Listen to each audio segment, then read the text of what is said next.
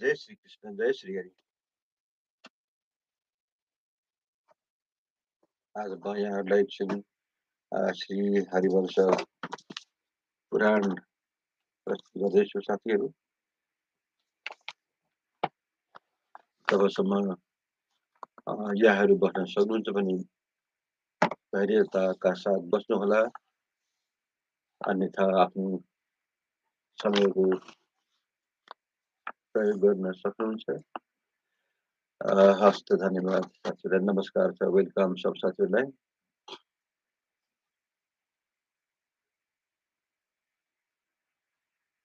कल तक हमने श्रवण किया था, उधर बलराम और डिम्भक भी युद्ध करने की इच्छा से परस्पर उलझ गए।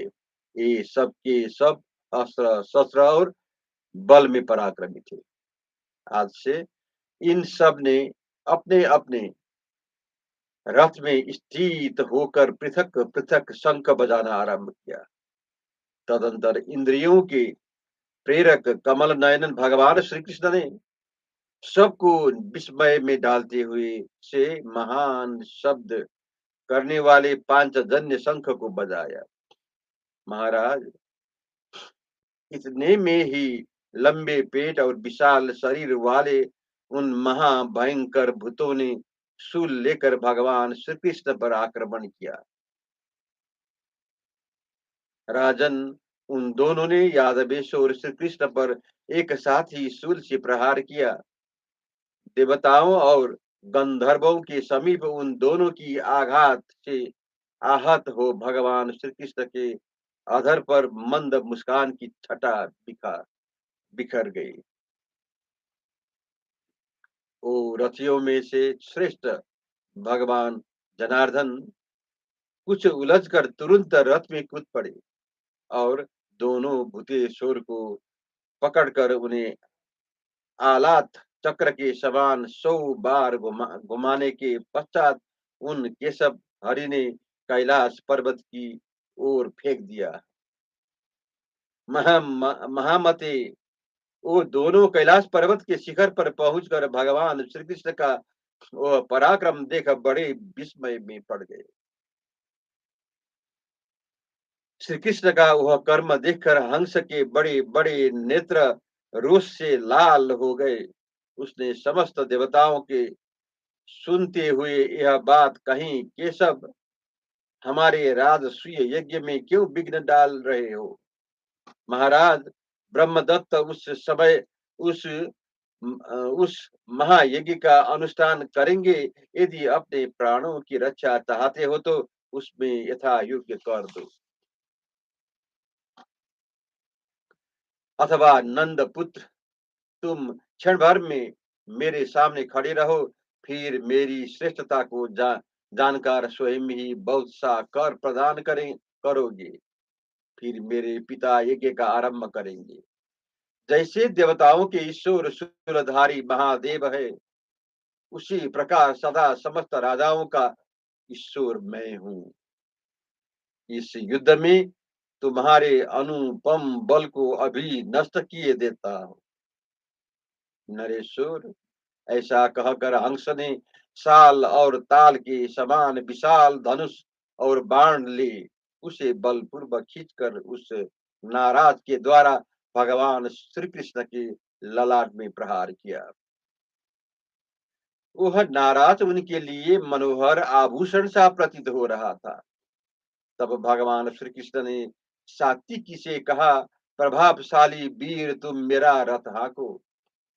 भगवान ने जब सात्विकी को इस प्रकार आदेश दिया, तब वो दारूक को पीछे करके उस स्थान पर बैठकर उनका रथ हाँकने लगे। राजेंद्र, सात्विकी ने युद्ध स्थल में शीघ्रता पूर्वक रथ के बहुत से पैंतरे दिखाए। उधर हंस के बाण से गहरी चोट खाकर अविनाशी भगवान श्री कृष्ण ने किसी बाण पर आग्नेय शास्त्र का आधान करके सात्यकी को रणभूमि में आगे बढ़ने के लिए प्रेरित करते हुए हंसने लगा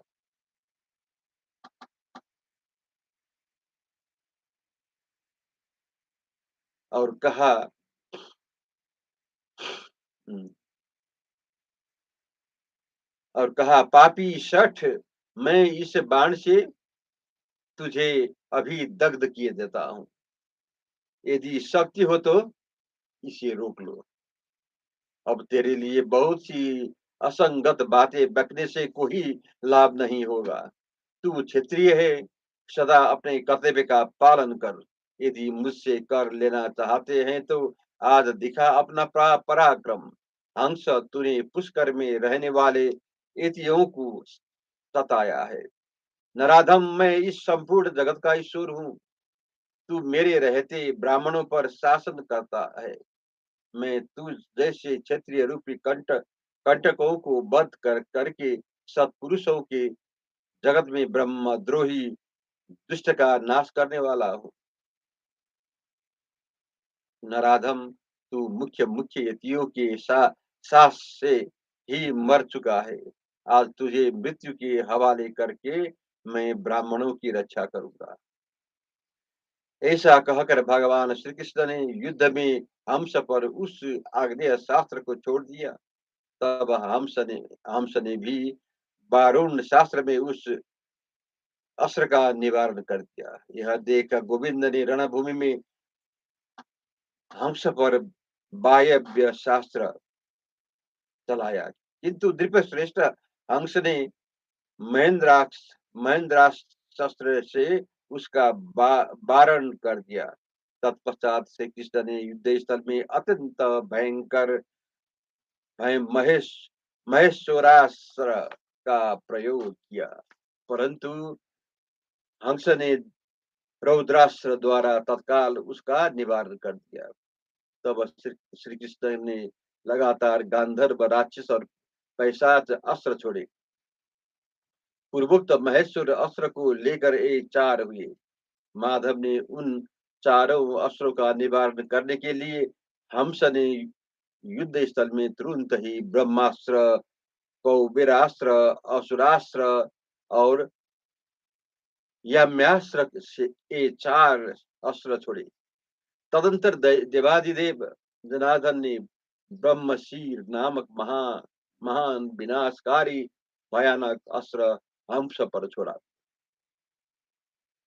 उन्होंने महान एवं घोर पराक्रम वाले उस अस्त्र का हंस के लिए ही प्रयोग किया। राजेंद्र, उस महाभयंकर अस्त्र को देखकर नृपश्रेष्ठ हंस भयभीत हो उठा। फिर उसने भी उसी अस्त्र से उस बाण का वारण किया। तदंतर संपूर्ण भूतों को उत्पत्ति और पालन करने वाले भूतात्मा देवाधिदेव जनार्दन हरि ने यदु यमुना जी के जल का आचमन करके एक तीखे बाण पर वैष्णव शास्त्र की संयोजन की। पूर्व काल में देवताओं ने रणभूमि में जिनके द्वारा असुरों का वध करके आप अपना राज्य प्राप्त किया था, उसी अस्त्र का राजहंस के वध के लिए श्री कृष्ण ने प्रयोग किया। जय श्री हरि, जय श्री कृष्ण। अब मैं दूसरे अध्याय प्रारंभ करता हूँ। 2-3 मिनट बाकी है समय अभी। इस अष्टाविंशत्यधिकशततमो अध्याय में हम श्री कृष्ण द्वारा हंस का वध के विषय में हम श्रवण करेंगे। वैशंपायन जी कहते हैं, नृपश्रेष्ठ महाराज, उस महाभयंकर अस्त्र को देखकर राजा हंस भय के मारे निश्चेत सा प्रतीत होने लगा। वह उस रथ में उछलकर यमुना जी की ओर भागा, जहाँ पूर्व काल में ऋषिकेश भगवान श्री कृष्ण ने कालीय नाग का मर्दन किया था। वह महान हद बड़ा भयंकर और पाताल पर्यंत गहरा था। उसका विस्तार भी उतना ही था। वह काली अंजन राशि अथवा कोयले के समान महानील या काला प्रतीत होता था। उसी महाघोर कालीय रद में हंस कूद पड़ा। उसके कूदने पर वहां बड़ा भारी धमाके का साथ शब्द हुआ और मानव इंद्र के द्वारा समुद्र में गिराए जाते हुए पर्वतों का कोलाहल प्रकट हुआ हो। तब जगदीश्वर देवादिदेव श्री कृष्ण भी संपूर्ण जगत विस्मय में डालते हुए से रथ में उछलकर उस कुंड में हंस के ऊपर कूद पड़े। उस समय महाबाहु केशव ने उस पर दोनों पैरों से प्रहार किया। नृपश्रेष्ठ जन्मेजय श्री कृष्ण के चरणों का प्रहार पाकर राजा हंस मर गया। ऐसा कुछ लोग कहते हैं। राजेंद्र, दूसरों का कहना है कि वह पाताल में धंस गया और वहां सर्प उसे खा गए। वो अब तक वहां से लौटा नहीं देखा गया। ऐसा उसके विषय में हमने सुना है कि तदंतर जगदीश्वर श्री कृष्ण पूर्ववत रथ पर आ गए। महाराज हंस के मारे जाने पर ही तुम्हारे पूर्व पिता महाधर्म पुत्र राजा युधिष्ठिर ने राष्ट्रीय यज्ञ किया था। यदि हंस जीवित होता तो कौन उन यज्ञ के सामने मस्तक झुकाता। प्रभु, वो भगवान रुद्र से वर पाकर सदा के लिए संपूर्ण असुरों का ज्ञाता हो गया था। महाराज, क्षण भर में ये समाचार भूमंडल में फैल गए। शत्रुओं का मान मर्दन करने वाले श्री कृष्ण के हंस को मार डाला। ये समाचार फैल गए। यह गंधर्व राज देवलोक में दिन रात गान करने लगे। संपूर्ण जगत के स्वामी प्रभावशाली विष्णु स्वरूप भगवान श्री कृष्ण ने यमुना के भयंकर रथ में हंस को मार डाला। इस प्रकार उनकी इसका सर्वत्र गान होने लगा। जय श्री हरि, जय श्री कृष्ण।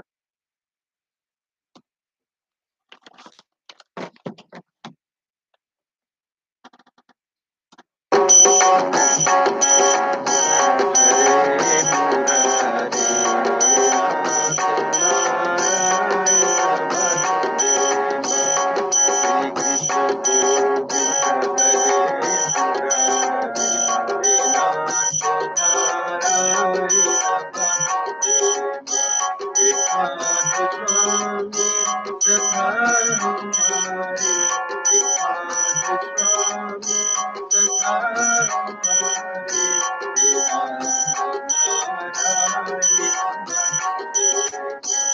हरि शरणं प्रभु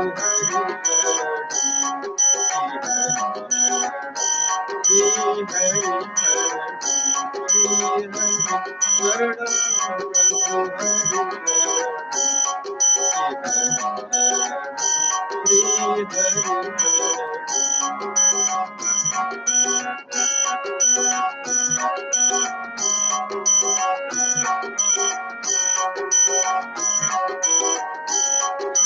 Hare Hare